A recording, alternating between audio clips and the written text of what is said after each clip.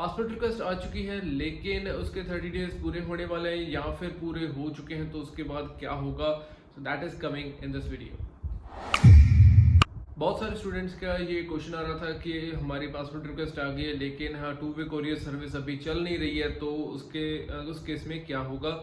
तो पहले एक जो फोटोग्राफ थी वो काफ़ी दिनों से सर्कुलेट हो रही थी, ठीक है, अप्रैल 12 से पहले, लेकिन 12 अप्रैल को ऑटोवा ने ये चीज़ क्लियर कर दी कि हम अब 30 डेज ही देंगे। एंड द थिंग इज़ कि उसके रिलेटेड हमारे पास जो इन्फॉर्मेशन अभी के लिए जो अपडेट है वो ये है कि स्टूडेंट्स कह रहे हैं कि IRCC will no longer be automatically extending deadlines for submitting the required supporting documentation. मतलब आपका पासपोर्ट, अगर आप अपना पासपोर्ट नहीं भेजोगे तो फिर आपका कोई भी डिसीजन जो है वो किया जा सकता है, अप्रूवल का भी या फिर स्टॉप भी किया जा सकता है या फिर रिफ्यूजल भी आ सकती है। तो अब इस केस में क्या किया जाना चाहिए, अगर आप ध्यान से उसके नेक्स्ट लाइन पढ़ोगे, इस पेज का जो लिंक है वो आप डिस्क्रिप्शन में से देख सकते हो, एंड दैट इज कि IRCC will continue to provide deadline extension to clients who are still unable to provide required documentation due to कोविड-19 डिसरप्शंस। तो इंडिया में कोविड के एकदम से केसेस बढ़ गई हैं और दिल्ली में लॉकडाउन है, 1 हफ्ता और बढ़ा दिया गया जैसा आप सभी को पता ही है।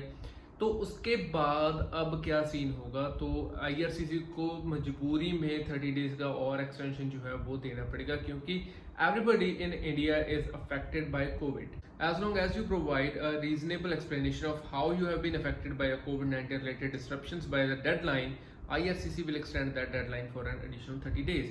तो इस केस में IRCC आपको 30 डेज एडिशनल देगी। सो नेक्स्ट आप अगर पढ़ोगे how this change can affect you, तो इस केस में लिखा हुआ है कि आने वाले कुछ महीनों में IRCC ऑफिसर्स जो हैं वो आपको कांटेक्ट करेंगे जिन्होंने सिटीजनशिप की, परमानेंट रेजिडेंसी की और टेम्परेरी रेजिडेंस एप्लीकेंट्स जिनमें स्टूडेंट्स भी आते हैं, और उनको केस बाय केस बेसिस के ऊपर यानी कि इंडिविजुअली कांटेक्ट करेंगे to request that they provide supporting documents, कि वो आप अपने जो डॉक्यूमेंट्स चाहिए वो आप प्रोवाइड करवाओ, या फिर आप रीजनेबल एक्सप्लेनेशन दो कि क्यों कोविड-19 के रिलेटेड डिसरप्शन की वजह से आप इंफॉर्मेशन को नहीं दे पाए या डॉक्यूमेंट्स नहीं दे पाए।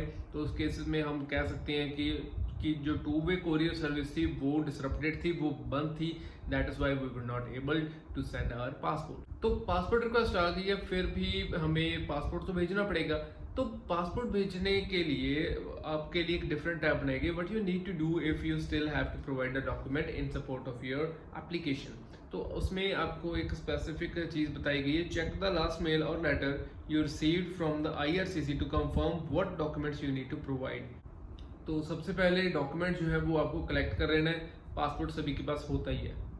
उसके बाद लिखा है you will receive another request from IRCC in the coming weeks or months and will have 30 days from the date you receive this new request to submit the supporting documents। यानी कि आपको आने वाले कुछ हफ्तों में या कुछ मंथ्स में आपको फिर से एक जो रिक्वेस्ट है वो मिलेगी और उसमें आपको अपने supporting documents means your passport आपको देना पड़ेगा।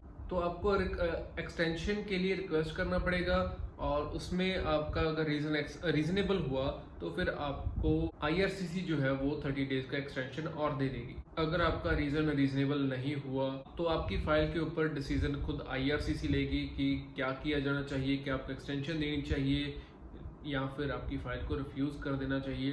सो IRCC विल कॉन्टैक्ट यू कि आपकी फाइल को एक्सटेंशन मिल गई है या फिर आपकी फाइल को रिफ्यूजल मिल गई है। So you will not need to contact them for demanding कि आपका क्या डिसीजन लिया गया है, ठीक है, वो खुद बताएंगे लेकिन जो रीज़न है वो आपको बताना पड़ेगा।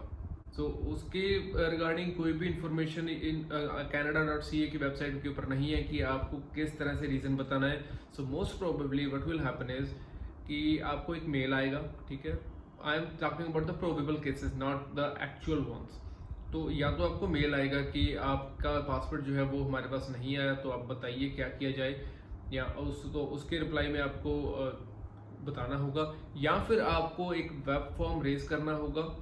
I am not sure okay कि क्या आपको वेब फॉर्म फिल करना होगा या फिर आपको मेल डालना होगा, that is not described on canada.ca या IRCC की वेबसाइट के ऊपर इसकी कोई भी इंफॉर्मेशन नहीं है।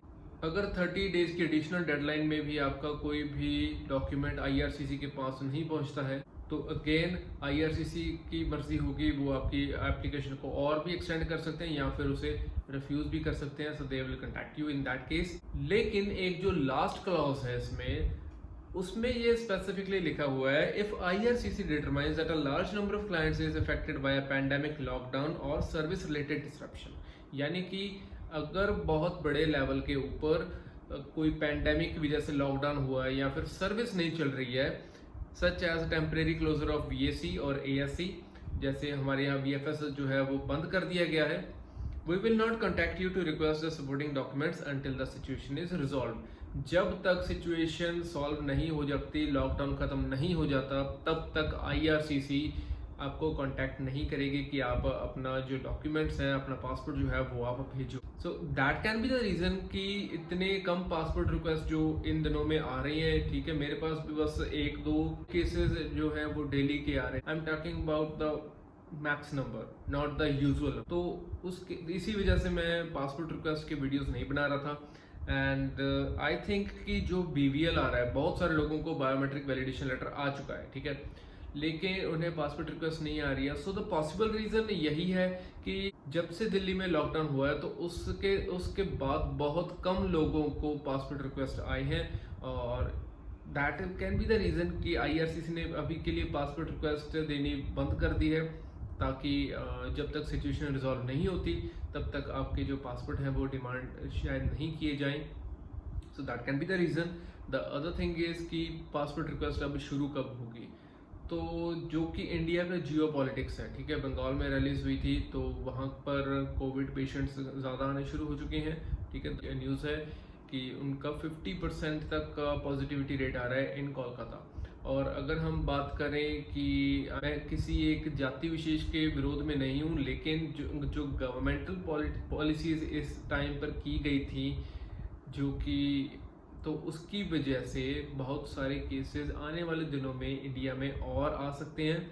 और तो जो महाकुंभ करवाया गया था, आई एम रियली सॉरी अगर कोई ऑफेंड हो रहा है तो उसकी वजह से भी कोविड के केसेस इंक्रीज होने के चांसेस हैं बहुत बड़े लेवल पर।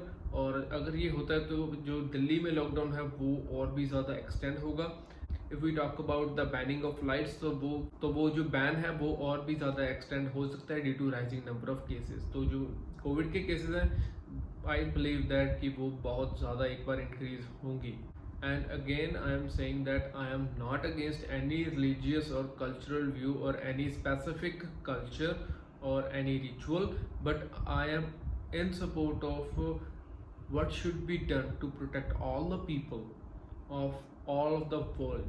So ये था आज का वीडियो, और मेरे हिसाब से यही चीज़ होगी। आपको जितनी भी चीज़ें मैंने जो भी ये पेजेस दिखाई हैं, तो इनके जो लिंक्स हैं वो आपको डिस्क्रिप्शन में से मिल सकते हैं। You can cross check everything, please verify all this information and then take any kind of step, okay, because I am just a random guy on YouTube. लेकिन फिर भी आपका फ़र्ज़ ये बनता है कि आप किसी की ना सुनो, ना मेरी ना अपने एजेंट की, लेकिन आईआरसीसी की सुनो कि वो अपनी वेबसाइट के ऊपर क्या कह रहे हैं। So that's all for right now.